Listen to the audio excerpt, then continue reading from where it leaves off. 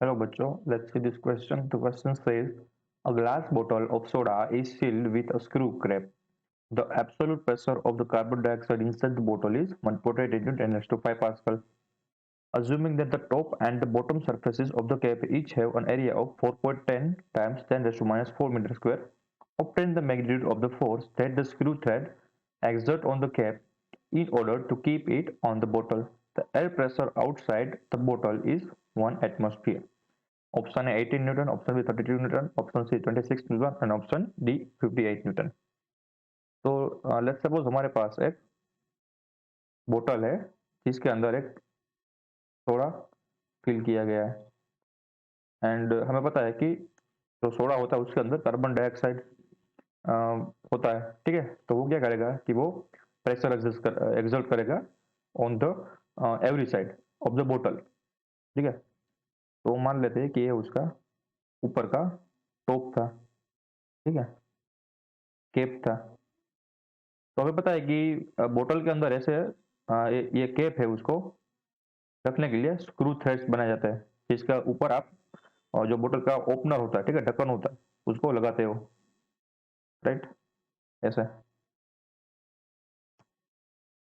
तो उसके द्वारा जो ये कैप है उस पर कितना फोर्स लगना चाहिए जिससे कि ये जो कैप है वो ऊपर की ओर से टूट ना जाए। ठीक है ना, यानी कि ये जो स्क्रू थ्रेड्स होते हैं, मान लो कि उसको थोड़ा जूम आउट करते हैं। ये जो थोड़ा सा हम जूम आउट करते हैं इसी फिगर को, तो यहाँ पर आपने देखा होगा कि ऐसे ऐसे स्क्रू थ्रेड्स होते हैं। ठीक है, इसके अंदर आप अपना जो कैप है वो सब गोल गोल घुमा के नीचे ले आते हो।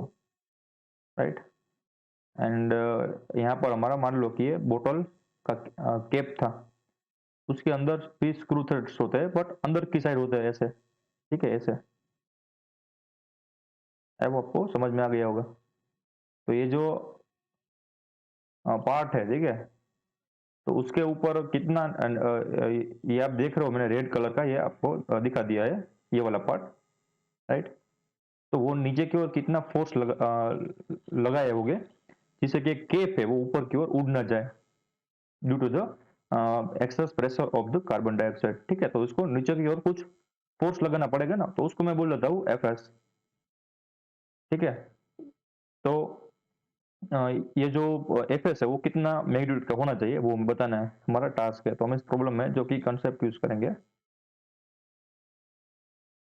वो होगा, पहला तो होगा पास्कल स्लो, प्रेशर स्लो। ठीक है, या फिर फॉर्मूला ऑफ प्रेशर। एंड जो सेकंड वन है वो है न्यूटन फोर्स लॉ।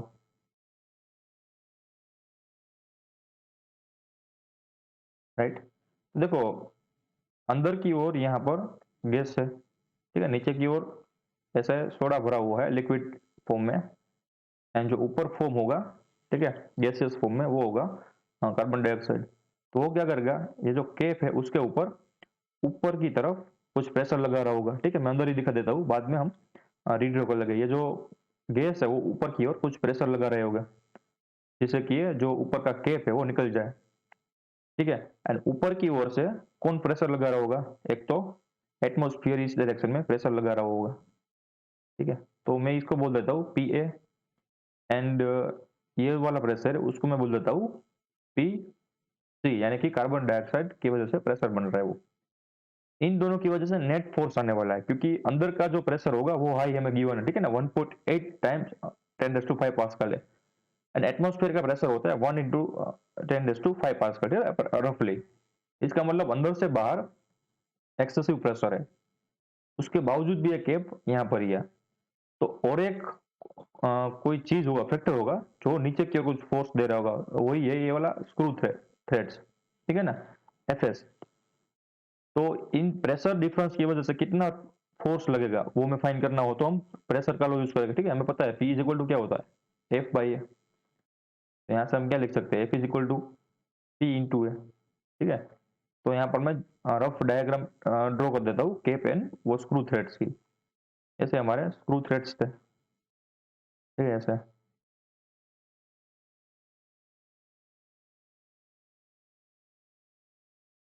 एंड यहाँ पर ऊपर था कैप ऐसे, राइट। तो देखो ऊपर की ओर ये जो कैप है उसके ऊपर इस डायरेक्शन में लग रहा है pressure due to the carbon dioxide, नीचे की ओर लग रहा है प्रेशर ड्यू टू एटमॉस्फेयर। तो टोटल फोर्स कितना लग रहा होगा, देखो कार्बन डाइऑक्साइड वजह से जो फोर्स क्रिएट हो रहा है वो कितना होगा, तो वो होगा F C is equal to पास pressure of due to the carbon dioxide times area. Area क्या है वो तो हमें गिवन है ना, ये पूरा का पूरा ये जो सर्कुलर एरिया होता है वो, ठीक है। तो यहाँ पर आएगा area of the cap, same pressure due to the atmosphere की वजह से जो फोर्स आएगा ड्यू टू द एटमोस्फियर वो क्या आएगा, पी ए टाइम्स एरिया। तो ऊपर का एरिया है नीचे का एरिया दोनों सेम गिवन है हमें क्वेश्चन में, ठीक है ना। तो यहाँ पर भी यही आएगा। तो इसका मतलब ये होगा कि कैप के ऊपर की ओर भी प्रेशर लग रहा है, नीचे की ओर भी प्रेशर लग रहा है, एंड उसके बावजूद भी वो बैलेंस में है। तो यहाँ पर क्या लिख सकते हैं कि ये जो कैप है वो भी कुछ नीचे की ओर अपना फोर्स दे रहा होगा, ठीक है ना। तो मुझे यहाँ पर अब न्यूटन फोर्स लॉ लगाना पड़ेगा, राइट। मैं उसका एफ बी डी बनाता हूँ। तो यहाँ ये हमारा कैप है, कैप के नीचे की ओर लग रहा है एफ है, ठीक है, ऊपर की ओर लग रहा है F C, and F C ज्यादा है। इसका मतलब ये हुआ कि नीचे नीचे की ओर और एक फोर्स है, क्योंकि ये स्क्रू थ्रेड्स की वजह से फोर्स, ठीक है। तो ये दोनों बैलेंस है, ये सिचुएशन बैलेंस है। तो इसका मतलब ये लिख सकते हैं F C is equal to F A plus F S. तो हमें एफ एस फाइंड करना है, तो एफ एस क्या आएगा, F S is equal to F C minus F A, ठीक है। एफ सी की वैल्यू क्या है, देखो हमारे पास एफ सी की वैल्यू यहाँ से हम लिख सकते हैं F C and F A की वैल्यू, तो P C minus P A आएगा यहाँ पर, ठीक है। मैंने F C and F A की वैल्यू यहाँ पर पुट करोगे और उसका कॉमन लोगे तो ऐसे आएगा, एरिया कॉमन निकल जाएगा। इसी क्या है हमारे पास गिवन है, कार्बन डाइऑक्साइड का pressure 1.8 times 10⁵, 1.8 times 10⁵। Atmospheric pressure आपको याद होना चाहिए 1.01 इंटू 10⁵ टाइम्स एरिया में गिवन है 4.10 इंटू 10⁻⁴। इसको सिंप्लीफाई करते हैं, यहाँ से 10⁵ तो बाहर निकल जाएगा, ठीक है। ब्रैकेट में बचेगा 1.8 माइनस 1.01, तो यहाँ पर आएगा 0.79 टाइम्स 10⁵।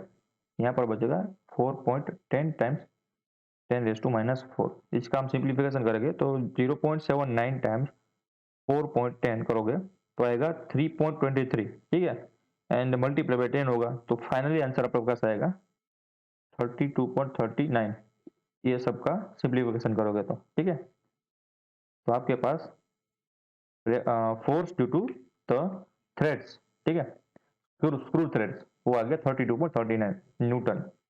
देखते कौन से ऑप्शन में ये, तो the most suitable option is option B, that is 32 Newton, approximated answer. I hope you understood it well. Best of luck.